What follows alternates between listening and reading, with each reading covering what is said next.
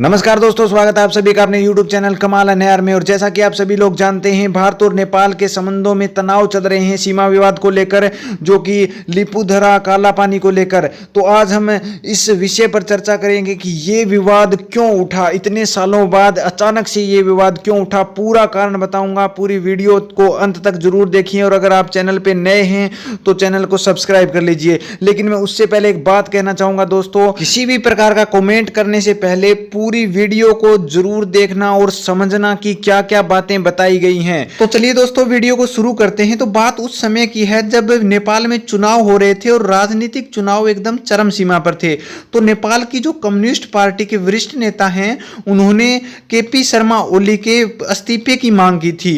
और तभी केपी शर्मा ओली चीन के पास सहयोग के लिए गए और चीन ने पूरा भरपूर सहयोग किया। चलिए, उसके बाद केपी शर्मा ओली की दोबारा से सरकार बन गई और केपी शर्मा ओली दोबारा से नेपाल के प्रधानमंत्री बन गए। बात यहीं तक सीमित नहीं रही। बात यह उठती है कि जब भारत और चीन के बीच लद्दाख का जो मसला चल रहा था, सीमा विवाद चल रहा था, उसी समय, जस्ट उसी समय केपी शर्मा ओली ने एक नया नक्शा तैयार किया।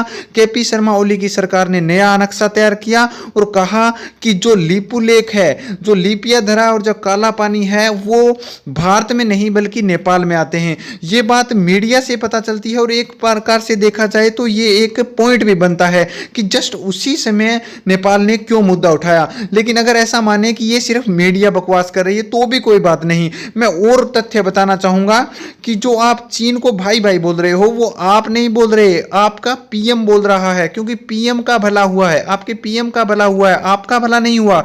पूरा वर्ल्ड जानता है कि जो ड्रैगन चीन है, उसने केवल और केवल भारत की जमीन पर कब्जा नहीं किया है, बल्कि अपने आसपास के 23 देशों की जमीन पर कब्जा कर रखा है। और उसमें नेपाल का भी नाम शामिल है। नेपाल की 10 जमीनों पर कब्जा कर रखा है। नेपाल के कृषि मंत्रालय की रिपोर्ट के अनुसार 33 हेक्टेयर नेपाली जमीन पर चीन कब्जा कर चुका है। हुमला जिले में 10 हेक्टेयर जमीन पर अतिक्रमण हो चुका है। नेपाल की 6 हेक्टेयर जमीन रसुआ जिले में सिंजेन, भरंगुंज और जाब्बू खोला के रास्ते की वजह से अतिक्रमण हो चुकी है। और वहीं नेपाल की 11 हेक्टेयर जमीन पर चीन पहले ही तिब्बत में होने का दावा कर चुका है। और इतनी जमीन पर कब्जा करने के बावजूद भी अगर आप चीन को भाई मानते हैं तो भाई साहब मानते रहिए भाई, कोई प्रॉब्लम नहीं है। जो भाई है उसे आप भाई नहीं मान रहे, और जो ड्रैगन है, जो सांप है, उसे आप भाई मान रहे हैं। और एक बात याद रखना, सांप के साथ अगर आप दोस्ती करोगे, सांप को अगर आप दूध पिलाओगे तो वो आपको ही काटेगा।